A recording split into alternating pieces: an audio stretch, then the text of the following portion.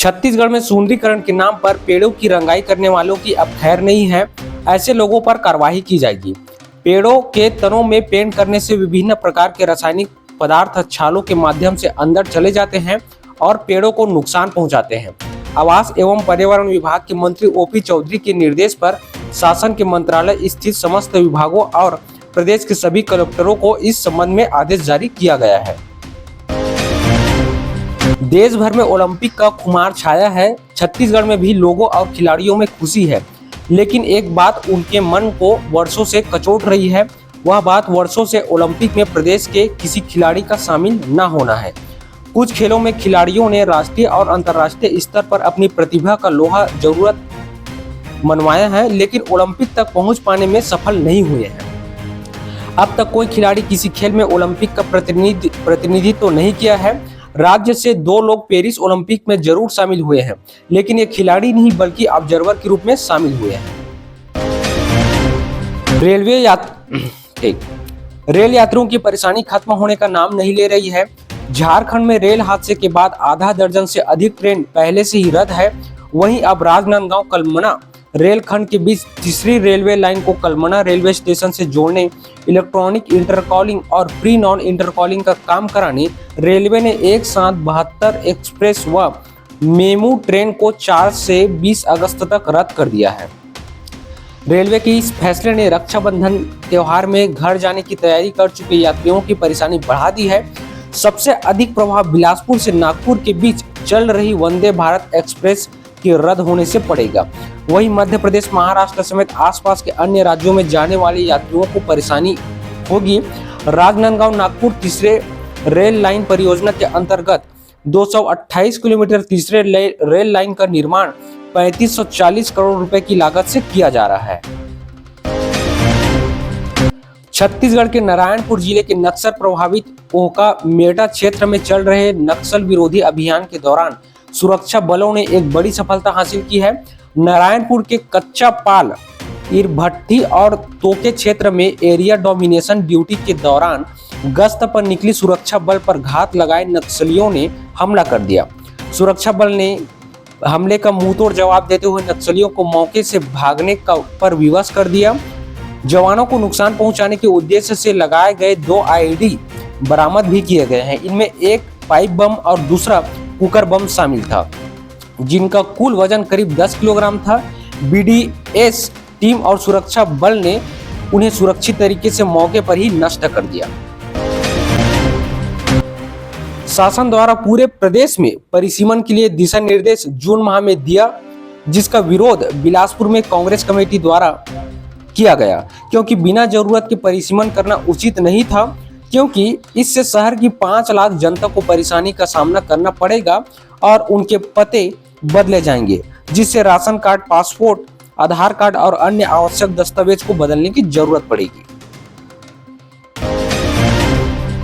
छत्तीसगढ़ के कांकेर जिले में हैरान कर देने वाला मामला सामने आया है। यहाँ प्रसाद खाने के बाद पूरे गांव के लोगों को रेबीज का टीका लगाया जा रहा है। दरअसल विवेकानंद नगर ग्राम पंचायत के गांव पीवी 4 में महीने भर पहले एक पागल कुत्ते ने 2 गायों को काट लिया था। कुत्ते के काटने के बाद गायों में रेबीज का संक्रमण फैल गया, जिससे 2 गाय और 1 बछिया की मौत भी हो गई थी। इधर रेबीज से संक्रमित होने के बाद भी न तो गाय को टीका लगाया गया और न ही इलाज कराया गया। इतना ही नहीं, गाय के मालिक ने संक्रमित गाय का दूध निकाला और अपने ग्राहकों में बांट भी दिया। समस्या उस वक्त और बड़ी हो गई जब संक्रमित गाय के दूध से बने प्रसाद को गांव के पूरे लोग ने ग्रहण कर लिया। सूचना मिलने पर स्वास्थ्य विभाग के अधिकारी पहुंचे। अभी गांव में कैंप लगाकर हर शख्स को टीका लगाया जा रहा है। प्रदेश का दूसरा बड़ा यानी गंगरेल बांध 86% भर गया है। मानसून बीतने में अभी अगस्त और सितंबर बाकी है। इसे देखते हुए जल संसाधन विभाग ने बांध के सभी 14 गेट जांचने के लिए शुक्रवार को शाम 5:30 बजे मॉक ड्रिल की। अफसरों के मुताबिक गेट खोलने का उद्देश्य आगामी मानसून में बाढ़ जैसे हालात से निपटना है। सभी गेट को 5-5 मिनट के अंतराल में खोल दिया गया, जिससे 1400 क्यूसेक पानी प्रति सेकंड बहाया गया।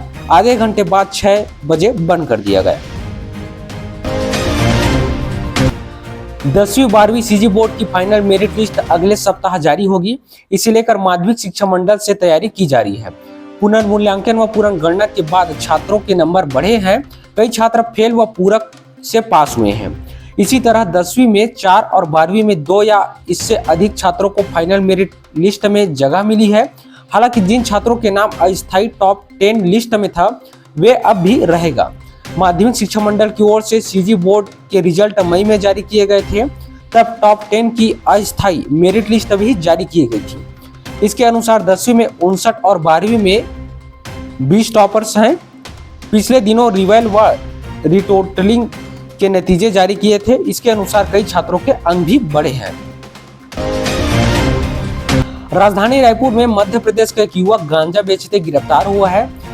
आरोपी ने अपने बैग में गांजा छिपाकर रखा हुआ था, जिसे बेचने के लिए ग्राहक की तलाश कर रहे थे। तभी पुलिस को भनक लग गई, युवक को घेर लिया और युवक पर नारकोटिक्स एक्ट में एक्शन लिया गया है। पुलिस से मिली जानकारी के मुताबिक शुक्रवार को एंटी क्राइम एवं साइबर यूनिट की टीम को सूचना मिली कि मौधापारा थाना क्षेत्र में शहीद स्मारक भवन के पास एक युवक घूम रहा है। उसके बैग में गांजा रखा हुआ है, जिसे बेचने के लिए वह ग्राहक की तलाश कर रहा है। सूचना मिलती ही पुलिस की टीम को मौके पर पहुंची और युवक को गिरफ्तार कर लिया। छत्तीसगढ़ के सरकारी हॉस्टल में 2000 सीटें बढ़ेंगी। इसका ऐलान मुख्यमंत्री विष्णुदेव साय ने रायपुर में किया है। उन्होंने आरंग में हुए कार्यक्रम में 8 करोड़ रुपए में तैयार 5 कन्या छात्रावास का शुभारंभ किया। कार्यक्रम में उन्होंने छात्राओं को साइकिल बांटी और उन्हीं के साथ लंच भी किया। छत्तीसगढ़ के जशपुर जिले के पत्थल गांव से झारखंड के गुमला तक एक नई सड़क बनाई जाएगी। इसका फायदा दोनों ही प्रदेश के लोगों को मिलेगा। केंद्रीय मंत्री अश्विनी वैष्णव ने इस प्रोजेक्ट में मंजूरी की जानकारी दी है। छत्तीसगढ़ के मुख्यमंत्री विष्णुदेव साय ने इसके लिए केंद्र सरकार का आभार जताया। केंद्रीय मंत्री अश्विनी वैष्णव ने दिल्ली में बताया कि देश के 8 national high speed road corridor को मंजूरी मिली है। इसमें रायपुर रांची के बीच कॉरिडोर प्रोजेक्ट भी शामिल है। इसमें पत्थलगांव और गुमला के बीच 4 लेन सेक्शन अप्रूव हुआ है। ये 137 किलोमीटर की सड़क होगी और इसे तैयार करने में 4473 करोड़ का खर्च आएगा। दुर्ग जिले की भिलाई में कुर्सीपार इलाके के सैकड़ों महिलाओं ने शराब भट्टी हटाने के लिए शुक्रवार को जिला आबकारी कार्यालय का घेराव कर दिया। महिलाओं का गुस्सा देख आबकारी अधिकारी दफ्तर से चले गए। बाद में दूसरे अधिकारियों ने उनकी समस्याएं सुनी। महिलाओं ने कहा कि कुर्सीपार में 4 लेन में लगी सर्विस रोड पर जोन 4 के वार्ड क्रमांक 51 शहीद वीर नारायण नगर में शराब दुकान खोलने से माहौल खराब हो गया है। सुबह से लेकर शाम तक सड़क किनारे शराबी बैठकर शराब पीते हैं, आपस में विवाद कर गाली गलौज करते हैं। वहां से निकलने वाले लड़कियों और महिलाओं को अश्लील इशारे कर छेड़छाड़ करते हैं, जिससे डर के चलते वो बाहर निकलने से डरती है।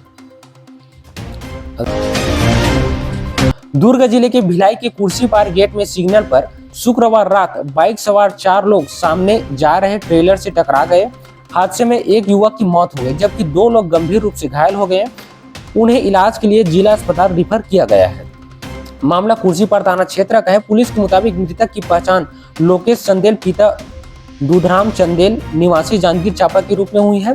लोकेश रायपुर के दलदल सिवली में हेमाली का काम करता था। वे अपने 2 साथियों के साथ किसी काम से दुर्ग आया था, जहां से तीनों एक ही बाइक पर सवार होकर भिलाई से रायपुर जा रहे थे। लोकसभा में नेता प्रतिपक्ष और कांग्रेस सांसद राहुल गांधी के खिलाफ पूर्व मंत्री अनुराग ठाकुर की टिप्पणी से नाराज कांग्रेसियों ने शुक्रवार को बिलासपुर में प्रदर्शन किया। अनुराग ठाकुर के खिलाफ नारेबाजी करते हुए उनका पुतला भी फूंका। इससे पहले कांग्रेसियों ने कांग्रेस भवन से जुलूस भी निकाला। पूर्व मंत्री के पुतला दहन की सूचना मिलने पर पुलिस कांग्रेस भवन के आसपास पुतला ढूंढती रही।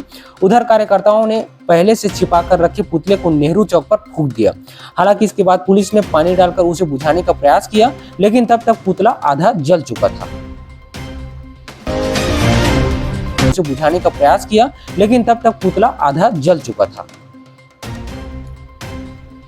अगली खबर, छत्तीसगढ़ के बिलासपुर और कवर्धा जिले में एसीबी की टीम ने छापेमारी की।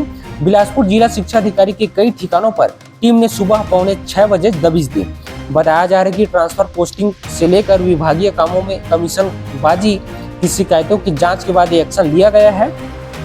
एसीबी ने इस बार स्थानीय पुलिस की मदद नहीं ली है, इसलिए किसी को इसकी भनक नहीं लगी। एसीबी की टीम सिर्फ एक गाड़ी में बारिश के बीच DOTR साहू के नूतन कॉलोनी स्थित आवास पर पहुंची।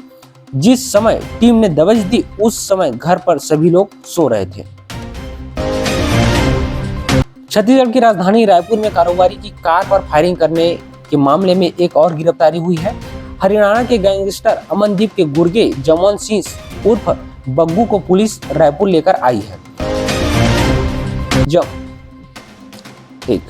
यह भी सिरसा हरियाणा का रहने वाला है। पुलिस को जसवंत के पास से एक पिस्टल और गोली बरामद हुई है। इस मामले में अब तक पुलिस ने 8 आरोपियों को गिरफ्तार कर लिया है, जिसमें से हरियाणा से 5 और झारखंड से 3 आरोपी शामिल हैं। हालांकि इस मामले में अब तक दोनों शूटरों की गिरफ्तारी नहीं हो पाई है।